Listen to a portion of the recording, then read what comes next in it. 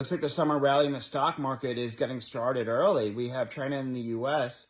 having some progress on their trade talks, saying that the U.S. will likely use our AI chips as negotiating leverage in order to get Chinese rare earth materials, and we need those rare earth materials, obviously, for our defense materials and for national security reasons. We need them for our cars and EVs. We need them for our electronics, our phones. We need them for a variety of things. So using the chips as leverage to gain these rare earth materials that China has perhaps could be a good strategy. And it looks like President Trump is allowing Secretary Bessent, Howard Lutnick, and Jameson Greer to open up our, maybe lower our export restrictions on NVIDIA's chips in order to get those rare earth materials. So that's good news. And then also, look, we had a very bad April in the stock market, but usually after the worst days in the market, we have the best days. In fact, this was one of the best 2-month gains in the stock market ever. It was up over 20% the past 2 months. And the last time that happened, the market has always been up 1 month later, 3 months later, 6 months later, and 12 months later, with an average gain 12 months later of 30%. So oftentimes after the worst days in the market, the best days in the market come, which is why it's important never to panic sell. It's important to either hold your positions during turbulent times or add to it, especially during dips, or perhaps even more during dips. And right now we have this AI revolution right now. We heard comments from NVIDIA's CFO and CEO about how the demand for inference for NVIDIA's chips is going crazy. There's so much demand for inference. Look, you could almost view inference as like thinking and reasoning. And before we used to have training data using NVIDIA's chips the past few years. And training is almost like a multi-year research and development effort. But now that we pretty much did that already, now with all the training data, especially through large language models, we have to utilize that data into actionable insights and inference. And inference is really going to help NVIDIA. It's the next leg of growth, in my opinion. NVIDIA is still going to do very well. We also have AMD will likely benefit. We have also Broadcom. Broadcom had really good earnings. And Taiwan Semiconductor, who manufactures these chips in Taiwan, had really good earnings. So the tailwinds of AI should outweigh the negatives of policy uncertainty. And look, Apple had their WWDC event the other day, and it was a little bit disappointing. They are not innovating in terms of AI. So, but look, NVIDIA is the main game in town of AI, in my opinion. Oh, and before that, I also want to talk a little bit about the Trump accounts for babies born over the next 4 years. I think actually till the end of 2029. It starts from, I think December 31st of 2024 through the end of 2029, and it's $1,000 invested for every baby born. And you could parents will be the custodians of that account. It could add up to $5,000 annually, and this is a good way for babies born to have skin in the game in terms of our capitalist financial system, to give them an opportunity of wealth creation. I'm all about financial empowerment and financial education. This is a way they could learn about investing. And it's very important for them to learn how to have skin in the game. And I think this is a great idea. Let's see if it happens. It's in the big, beautiful bill. Who knows if this will be ultimately included, but I think it will. There's a lot of bipartisan support. We had Dell CEO Michael Dell. We had David Solomon from Goldman Sachs and Brad Gerstner, with this initiative of Invest America. And I think it's a wonderful idea. Let's hope it holds. But either way, that creates more of a bid and buying opportunity in the markets with the S&P 500, $1,000 for every baby born. That creates more, essentially, even though we're using it from budget neutral ways, apparently from the tax bill, the fact that we're putting all that money in the market, in effect, is buying power and is like money printing. Not directly money printing, but it kind of is if you have a relentless bid buying stocks in the market.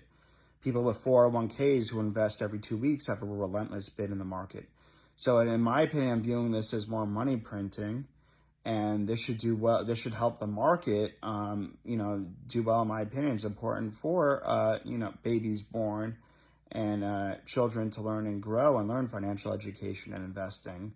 And this way, it enables wealth equality if people have more access to investments.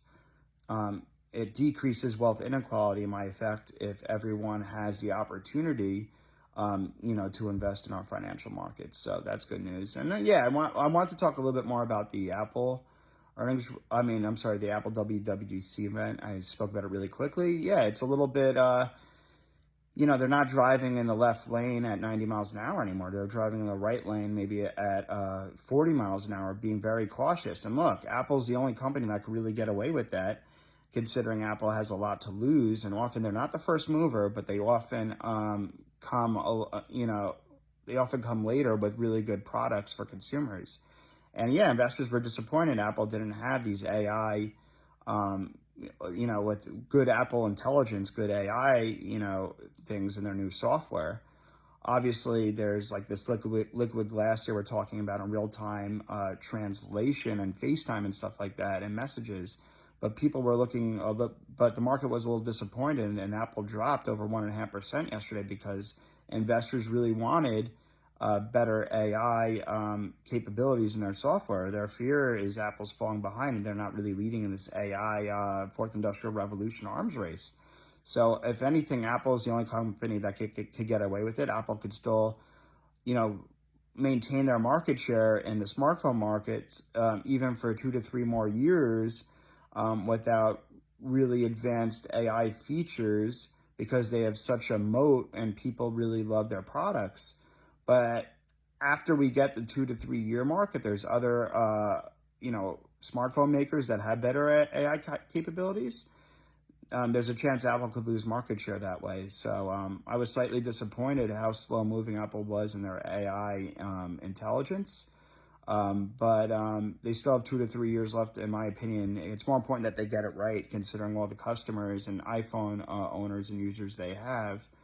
And I want to talk a little bit else about the market in terms of another reason besides the better U.S.-China trade negotiations and helping the market, is that the Elon Musk-Trump feud is actually starting to decrease. In the when Trump had his roundtable comments Q&A session about the Invest America Trump accounts yesterday, about the $1,000 invested for every baby born, he was asked about Elon Musk.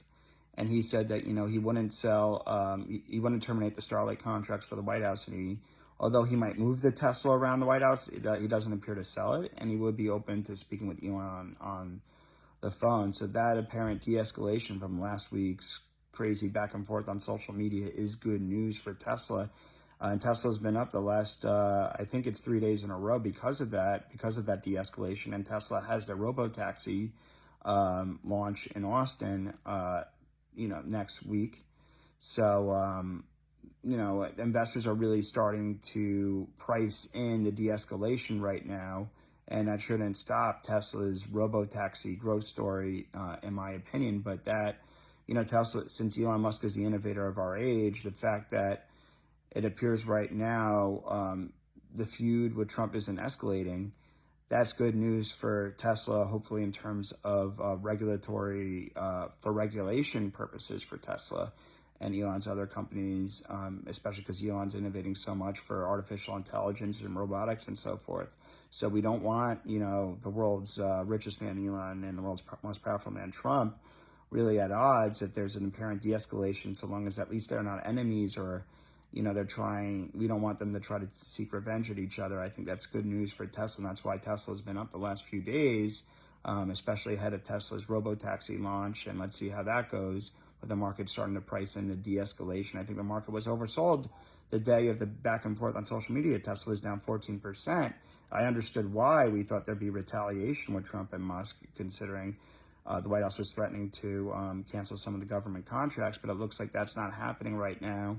And with robo-taxi, and then obviously with Elon distancing himself with Trump, hopefully he could repair some of his brand damage. The jury's out on that. And then robo-taxi he's working on. So let's hope Tesla recovers some of its sales this year. Last year was a pretty a bad year for Tesla, but hopefully Tesla could regain some market share. So let's stay tuned.